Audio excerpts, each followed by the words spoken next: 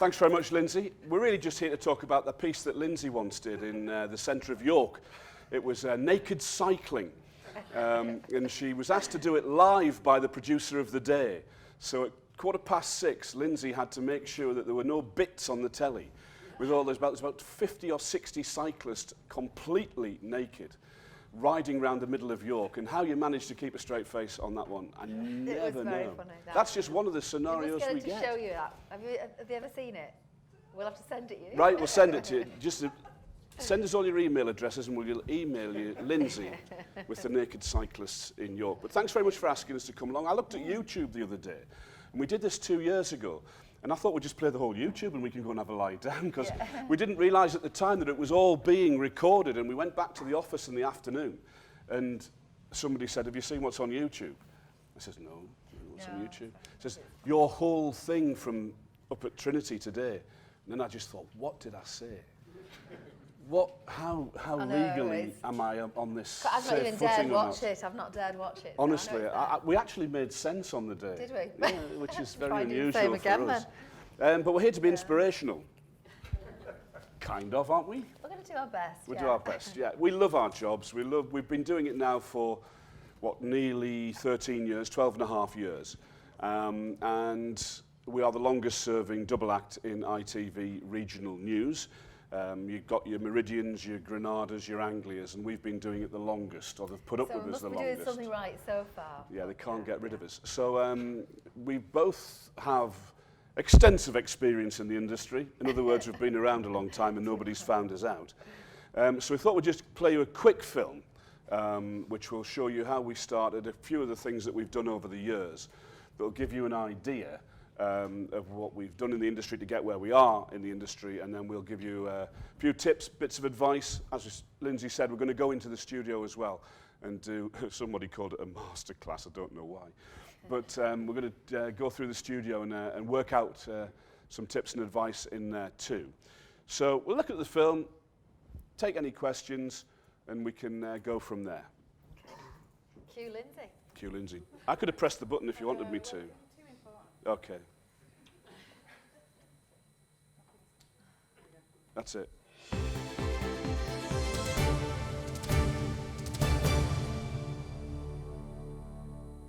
So, good afternoon and welcome to our house. We've been together for 12 and a half years now, the longest serving double act in regional television news on ITV, something that we, I think, quite rightly are proud of. Yeah, we're hanging on in there, aren't we, Duncan? Well, long may it continue while there's bills to pay.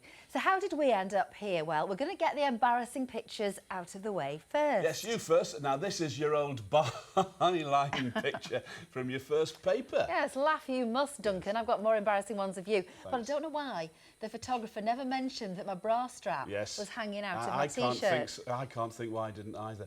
What's going on with your hair here? Well, this was very curly. My hair is curly, really. Yeah, really? It's and a different colour. Secret. And a different colour, yes. Yeah. Well, that's another secret. But this is one of my first bulletins at North West Tonight in Manchester.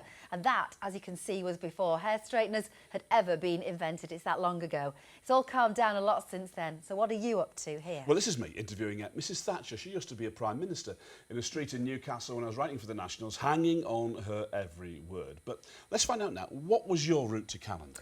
Well, I studied English at university, then I did a journalism qualification post-grad, worked for local papers in the North West, then I went to the BBC in Manchester and I came to Yorkshire.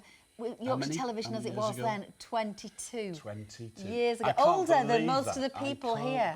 The main allegations being investigated by Bradford Education Authority are that Mr Whittaker had physical contact with female pupils on 2 occasions. Now, I was straight from school to my local paper, turned freelance for the Nationals, moved on to the wireless and then television. Well, it's time to go racing, and not even our man Mosscrop would have put his reputation, slender as it is, on the line to forecast this week's ultimate money spinner. But it is a career where one day is never the same as the next. Hello and welcome to Tonight, our last programme of the summer. And coming up, we've all the highlights of the series, including music. Oh, this is a bit saucy. And then round the world together.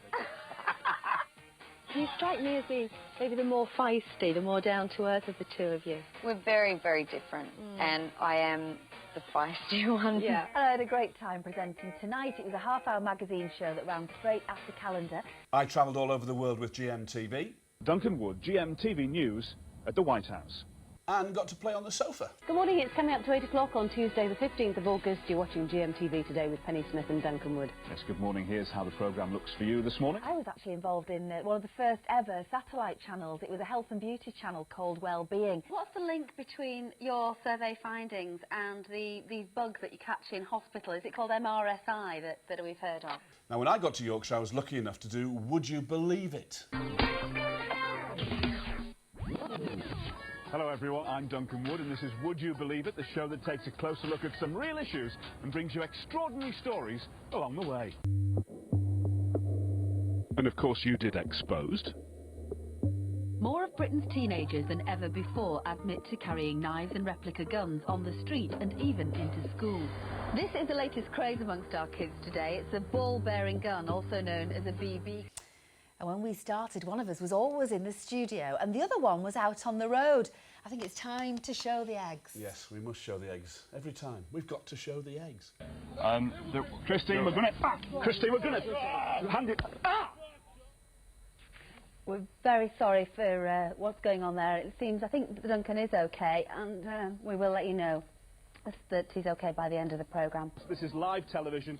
I'm all right. I've been hit in the head. I imagine it's an egg. Haven't really looked at it, but there you are. Okay. Back to you in the studio. Duncan, thanks very much. We're glad you and the crew are okay. Do you know what? I'm always touched when you get that little in your voice that you're almost going, you know. I know, well, I wasn't bothered at all, really. No, I was, honestly. But while this is still our home, it has got to be said, we are both journalists, and there's nothing like being out and about at the heart of the story. Thanks very much indeed. I'm outside Claudia Lawrence's home in Heworth in York this evening. It's just over 4 hours since North Yorkshire Police made that announcement that a man in his 50s had been arrested in York on suspicion of murdering Claudia Lawrence. Hello everyone, I'm live at Corpus Christi Catholic College in Leeds tonight for a special edition of Calendar on the day that Cornick admitted killing Mrs Maguire, the first teacher to be murdered in a British classroom. And we've had our fair share of guests here too. Live in the Calendar studio, it's a very good evening to Gary Barlow and Tim Firth. It's an absolute pleasure to have you both with us. I think terrified. Ongoing terror. It's great for Yorkshire, but it's also a brilliant advertisement for our United Kingdom. I think is. it will draw... But there was actually an attempt, wasn't there, at some point to say, let's not call it the Tour de Yorkshire, let's call it the Tour de England. Let's sideline Yorkshire a little bit. No, I don't accept that for a minute. We have been right behind it. Gary Verity's done a brilliant job. We'll do everything we can to support it in future. I'm sure you can tell me who said this, but I'll put it to you. Part-time employees will no longer be treated as second-class citizens. There will be an end to 0 hours contracts. You tell me. Tony Blair, 1995, 20 years ago. You then had 13 years in power and did nothing about it. We didn't get everything right. What's it going to mean to you tonight when they say Barbara wins a Lifetime Achievement Award? Smashing. I'll be like a little girl. Well, can't wait to get my hands on it. Well, we're delighted to say that Mark and his wife Sylvia are in the studio with us this evening. Thanks so much for coming in. I've done this outside, but I'm going to do it again. I'll shake your hand. This is my new trick, this now. Well, I can't believe it, considering what we saw when we saw you just after you had the operation, to how your hand is now. Yeah, it's incredible.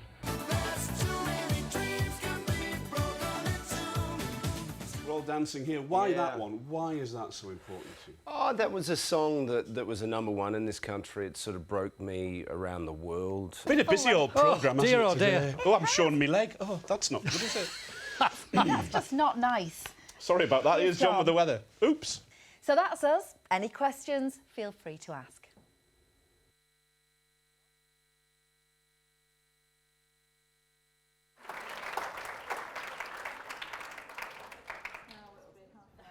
Probably the thing to take from that is that we've been around a long time. Too long. Been doing it quite a while. But actually, one thing is that we are proud of is that, you know, there are a number of people who are presenters and they just present and they come from an acting background. They don't come from a journalistic background. We kind of do. We both started at local newspapers, as we said in the piece there, and basically earned our straps, and we got through various different things, indentures at local papers, which are 3.5 years, all the training that you get and the qualifications that you get. And we still enjoy going in, meeting people now and talking to them. I think it is important, especially in the way that news operates today in modern newsrooms, because there really isn't room for somebody who only swans in and wants to read the autocue and have a cup of coffee all afternoon. I mean, there were, as Mike will remember, we've had that in the past, haven't we, where... Yeah! But we really do have to be hands-on. We're as much a part of the journalistic process every day as the journalists. You know, we're often writing scripts, we're editing pieces, you know, often at the very last minute before we go on air. We're bringing in story ideas, we're going out filming. I mean, that we enjoy doing that, but that very much is, I think, the modern presenters of today, both regionally and nationally, really need to have that journalistic background. So. And really neither of us thought we'd end up on television. You know, we're journalists, that's what we do. We like to meet people, we like to tell people's stories. It just so happens that we ended up being on the television. And, you know, you saw the Gary Barlows in there. Well, we kind of like meeting the guy with his hand who'd had his hand stitched on and a new hand. You know, you kind of like to meet everyone. Don't, as I've told people in this room before, don't pigeonhole yourselves into going down lines that you think, well, you must do this, we must do that. We like to do everything, and that's what's kept us going through the years, that we have a broad sense of what we like to do. We don't just want to meet sports people, we don't just want to meet celebrities. Meeting the people in the street is the best part about the job, because they tell you the best stories. It's we've said before, the ordinary people with the extraordinary stories really are the most fascinating. And that when you find one of those people and you get to know them, it really makes your job worthwhile. It's fantastic. So that's what we do. Any questions from anyone before we go and have a sit in the studio through the way? Not one, right? Goodbye. Was it hard covering the Anne Maguire story because it was like such a sensitive? Yes, it was a very sensitive story, and particularly as Anne Maguire's family didn't really want to speak in the early days in any way, and as well as covering sort of the general facts of what was happening with the investigation and the arrest of Will Cornick, we managed to become friendly, or to get a relationship with her sisters. And the interview that Denise Courtney, who is Anne Maguire's younger sister, gave to us was incredibly powerful.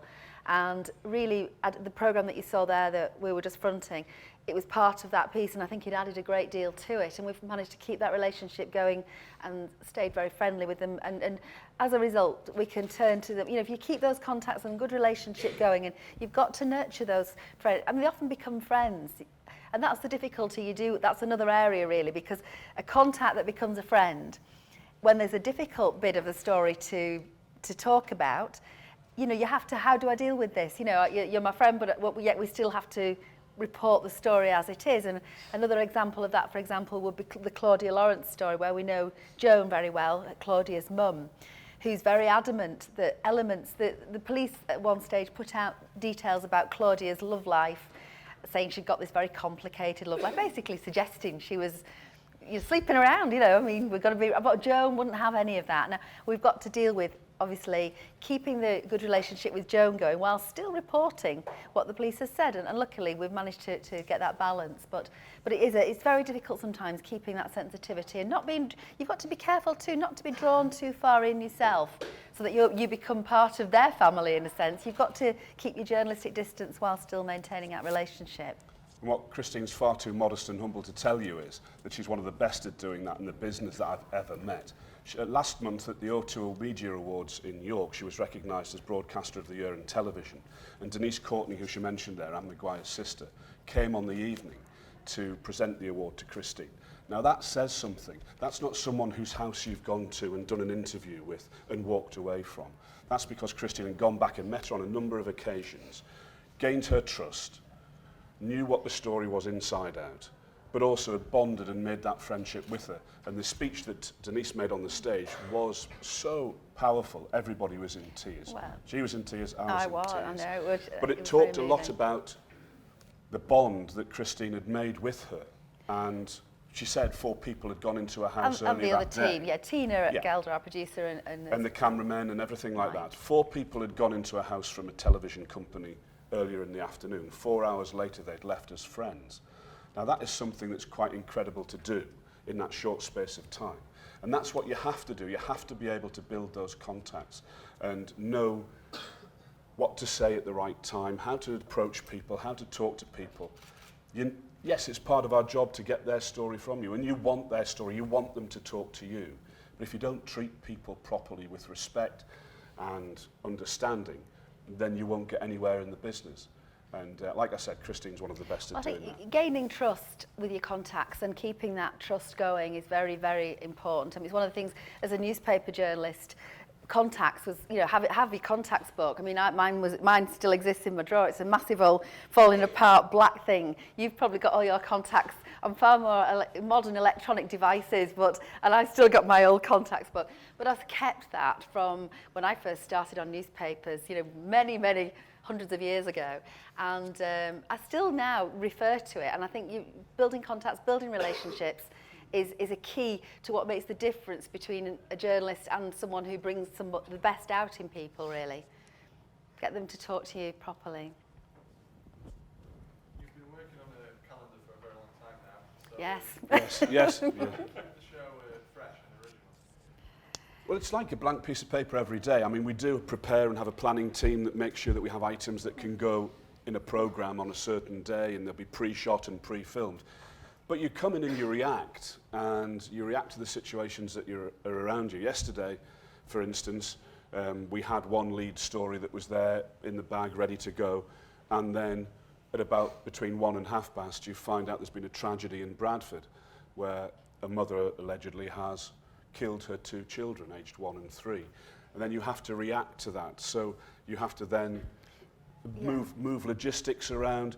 You have to then change your program. You have to move everything into a new place. It was on the lunchtime yesterday, and we had, because what we do at Calendar now, we actually do, to make the programs more regional, which is what ITV wants us to do, we regionalise our programmes. So if you live in one part of the Yorkshire television region, say for example you live in Hull, you'll get a different programme to what you would get if you're living in Leeds. Parts of each night are live, so we allow for breaking news and stories that are of interest to both parts of the region.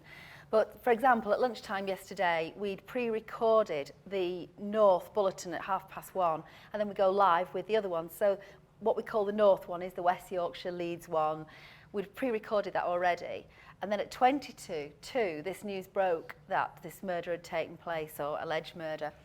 And so everything changed all around. We were going to go what we call pan-regional, which was just do a live bulletin that would go out everywhere. But then we thought, well, we could now pre-record the South Bulletin, and it's very technical and complicated, but so we did that.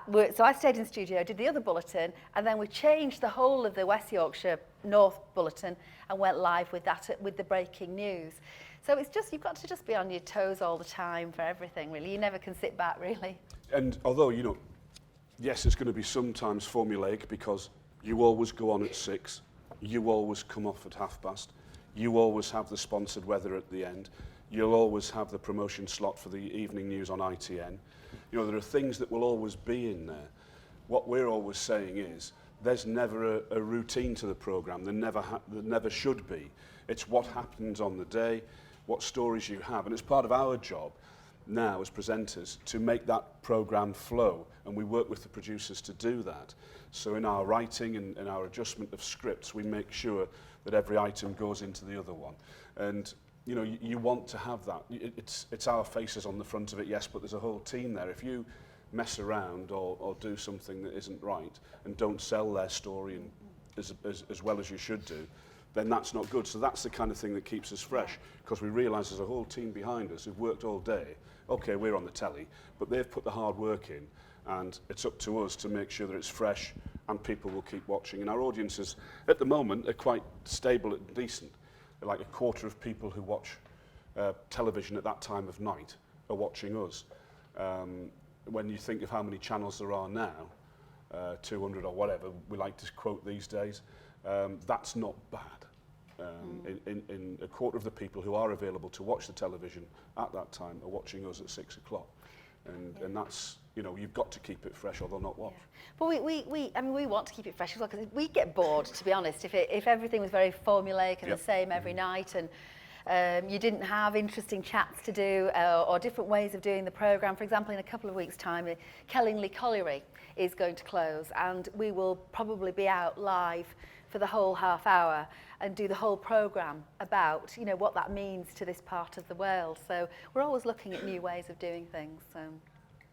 Do you have any regrets journalistically in your career? Well, yes, I have, yes. Have you? Oh, go on then. I'll let you answer that one. I'm not, it's been live Remember, streamed. this is being recorded and it's going on YouTube. Is it? Okay. I told this one before though, haven't I? So it's, yeah. There are some situations when you can get too close to a story. Very briefly, this is one big regret, and I really do mean this, I'm not joking about, I regret doing this. I was with GMTV, I was the North of England correspondent. I was told that at 12 o'clock at midnight I'd get a call because we were doing a deal with the Sun to do a story the following morning. It was in Cheshire somewhere, I didn't know where. I got the call, I went to the hotel. It was the front page splash in the Sun. It was 2 babies that had been brought on the internet and brought to this country for a couple from North Wales, Mould. And the Sun was the big splash, but because the Sun wants to sell more papers, then they do a deal with GMTV, which means that if we pulled up the Sun on GMTV, people will go to the shop and buy the Sun and read more about it. So that's how that works. But basically, I turn up, the couple were called the Killshaws. He was a solicitor, she was a legal clerk. They were in their 50s, and they'd bought these 2 black babies in America and had them brought to Britain. All kinds of morals and things about that. But when I was doing the story, I was in the hotel with them, and I had to do the story. Now, the Killshaws weren't the easiest people to work with. And basically, I was in the room with them with all the nappies everywhere and all the 2 children in 2 car seats and things. And I'm getting things in my ears saying, we need these babies on air. We need these babies on air for 7 o'clock for the headlines. We need them. And they're in one room, and we're set up in another room through this hotel. So basically, I think these Killshaws aren't going to be there. I need to get these babies on television. Right, I'll take them. Right. Running through the hotel. Stole 2 babies. Running through the hotel with 2 babies. Put the car seats down. Undid them. I'd actually done the nappies as well because the Killshaws weren't very good at that. I did the nappies at one stage. But basically, I'm on a sofa at 7 o'clock doing a headline with Fiona Phillips and Eamon Holmes in the studio, and I've got a baby in each arm. What was I thinking? What was I thinking? You know, these are 2 babies who have no say in the situation, who then the social services a week later got involved and they were returned to America. But what was I doing? I'd got sucked in so much from midnight on what the story was that we had this big exclusive, that I was doing this huge exclusive, and I just completely lost it. I went too far, and I regret, that is my biggest regret.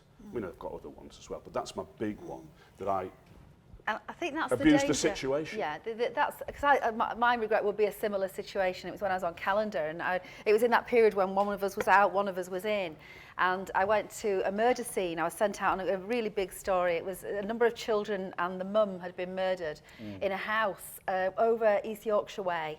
And we were live on air, and Duncan was in the studio. And again, it's that battle that between your journalistic instinct to we've got to get every detail of this story and get, which Duncan did there, we want to see these babies, to really thinking I'm overstepping the mark. And I did a similar thing, because I could see some activity as we were on air. The police seemed to be coming out of the house, so I went to the studio, come back to me, thinking suddenly behind me all these little children's body bags are being brought out of the house. And Duncan very rightly realised we can't be showing this at 6 o'clock at tea time, and said, no, cut off. And I remember thinking again the same thing. What was I thinking? Why? I hadn't realised really what was about to happen. I knew something was going to happen, and I thought, we've got to be there to film it because I'm a journalist and we're right at the heart of everything. Suddenly, when I realised what it was, I went silent, because I remember thinking, well, what do I can't talk, I can't do anything. And luckily, the director and Duncan pulled off it. and we didn't show it. But I remember beating myself up after that, and it was a lesson learned to me But as you well. all have those moments. Every one of you will have those moments in your career when you think, oh, is this right? Oh, is that right? And normally your gut instincts are right. And even if you overstep that mark, you'll come back from it. And, you know, but there will be those moments. You know, not every day, but there will be those moments when you think, what would I could get this. But that's live presenting, isn't live it? presenting and getting someone in your ear going, give me the children. Where's the babies? Do you remember I want the babies. Yes, well, that's it. Show me the babies. I know. It's very difficult. But remember, there was the Sky News reporter that rummaged around in the. You'll know that's, you know, and he was picking up items of the plane wreckage, and he said the same thing. I should not have done that. But when you're on telly and you're live and you've got people going, and you're thinking, I've got to bring every detail of this story to the viewers, you probably sometimes do things you shouldn't do. But you see, this morning, for instance, Richard Gaisford, pal of mine on GMTV, well, GMB now, 6:25 in the morning, surrounded by police in balaclavas in Paris. He's walking around and he's saying, I'm in the Saint-Denis area and it's everything, this is happening. All quiet at the moment. And then, boom, explosion on his left shoulder. Now, he says, right, that's 300 metres away. And his first instinct, if you watch that back, it's on Twitter, if you follow Richard Gaisford, his first instinct, he's looking this way, so the camera's pointing at him to an empty square. He hears an explosion over this shoulder. His first instinct, probably not the right one. There's an explosion here. And ran towards it, yeah. And he went straight for that way. And of course, he then came up against the man in the balaclava. But he then did a check and balance. You could see in his head, he was doing, there's an explosion over here, and I can't get close to it. Yeah. And you could see his, you could but see the process. You've got to be responsible because it's live for your television. crew as well. I mean, if Richard had run right into something really nasty and dangerous, he's taking the cameraman with him. You're putting people in situations. You've got to but you could just see it. It was clicking around in his mind, and he's talking live to millions of people. He's thinking, right, we can't get any closer to that. It's down there. I'm just going to take a step back. And what he did then was says, and I'm just going to listen. And he went quiet for a few seconds. I'm just going to listen. Because in his head, he wanted to know what was happening. Because he was trying to make sense of it. And that's the point of a journalist. You're there. You're making sense of it for what people are doing at home. So he said, right, I'm going to stop now and let's listen. It was dead air, nothing. He says, right, everything's silent, okay. And then he heard something else. I'm going to listen again. And that's the skill of a very, very good broadcaster, because they're assessing a situation as big and as huge as that on the hoof, on the go, and working out in the mind what's happening. And what can they say? What can they grab from what they've heard? How can they bring this to the viewer at home? Yeah. And that's what your job is. And Duncan was talking about me being modest before, but one of the things Duncan very much taught, when Duncan came to Calendar, he revolutionised the way we did live OBs, and I very much credit Duncan with this, because what you did, you brought that. Go on, take some credit. What he did was taught us, rather than up to then, I think a lot of the time, pieces to camera or lives had been pretty much standing there in front of a scene, and we didn't move or show anybody anything. We'd have something behind us. But what you taught us to do, and what everybody does now, especially on the live, the half hours, is have a look at this. We used to joke that his phrase was "take a look at this," because that's what telly is. We're not radio. You can have a talking head standing there and a background, but what Duncan did, and now taught us to do, is to say, have a look at this. This is interesting. Let's have a little walk round. Let's have a look at that. And that makes such a massive difference, because you're actually showing people what they want to see. That's why we're on telly, isn't it, really? Yeah. So. And your job as a journalist is to tell stories. You're there because whoever you're writing for, broadcasting for, they can't be there. You're fortunate to be there. So your job is, you're there because they can't be. So tell a story to the best of your ability, either through print or through broadcasting, and that's all you can be asked of throughout your whole career. Do the best you can, because you're their eyes and ears. Should we go to the studio?